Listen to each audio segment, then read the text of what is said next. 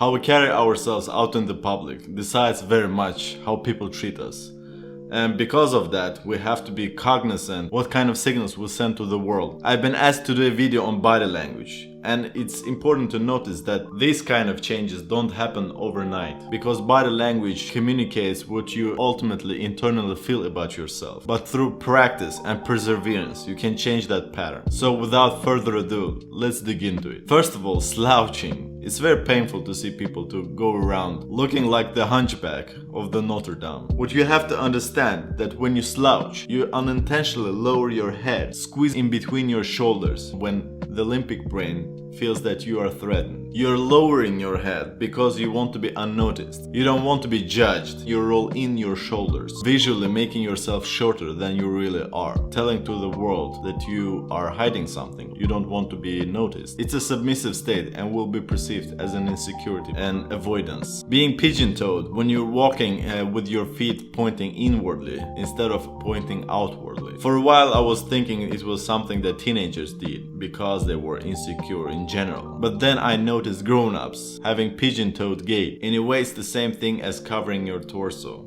You're pointing inwardly because you want to protect your emotional centra, because you are having a feeling of unease. So covering the torso is also a weak body language. Covering your body in any way is a defensive stance. Whenever you cross your arms or cover your crotch with your hands, you're signaling that you are insecure with something or very suspicious and want to close off your emotional centra. You're being very alert and on a fence to fight or flight. Feet in general are very revealing body parts. If you want to decode a person, decipher a person and what that person feels and experiences at the moment. That is a topic for another video. There are different kinds of gestures that you might do without even thinking about that signals that you want to cover your torso. Like whenever you have a backpack and you're trying to hold on to those shoulder straps and pushing your arms very close to your body, almost squeezing them together while shrugging. It's because your mind is very stressed out. You're anxious. Other people pick up on that and notice. Also, when you're conversing with someone and you twist your torso to the side from the receiver, it's a signal that you're not comfortable with that person. You might be very polite in the spoken language,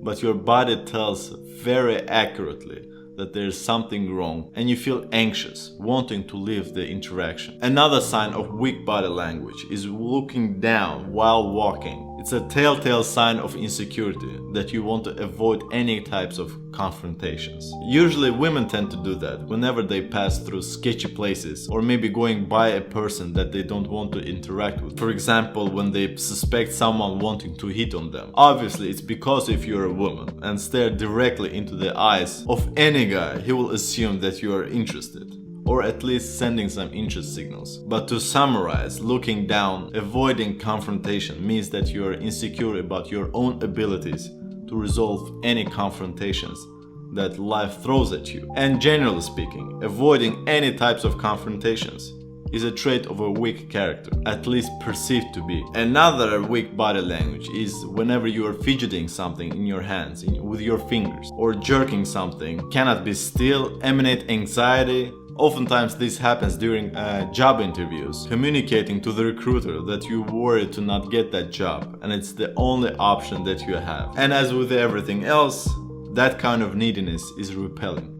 Something to keep in mind. Walking and acting very fast, stressed out. That means that you don't have your shit together. You don't have control over your routines and lack punctuality. Not a stable perception of a person. A very weak handshake, the classical way of greeting a person. Every handshake is important. It's like you are communicating something about yourself.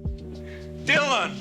Without outing any words. The more firm, the more stable you are in your handshake, the more respect you will be commanding in your body language. And at the same time, if the receiver feels like he or she has a dead fish in their hands, make no mistake, you will be judged accordingly. A person with poise and posture as always a firm handshake. Another one, being timid and being afraid of taking space, going around the person because you are too nice and think that you shouldn't intrude someone's space, but in reality you're just signaling that you are a pushover. That kind of an attitude is very distinct, doesn't go unnoticed. This is a prime example of being timid. It's not about being nice and cordial and having a sense of respect. It's more about being a pushover and not wanting a confrontation, wanting everybody to like you, when in reality people see you for who you are whenever you do that. Like when you see someone walking towards you and changing the lane 30 meters before. Also when you're sitting down, having a rigid posture with a straight back. Your knees are touching each other and you're rubbing your hands on them. It's a sign of anxiety and nervousness. And although people might not think about it, but they subconsciously understand that there's something wrong with you. When you're rubbing your hands on your knees, it's a kind of pacifier. You're trying to calm yourself down because you worry too much about how others perceive you. All in all of these signs are something that you have learned and acquired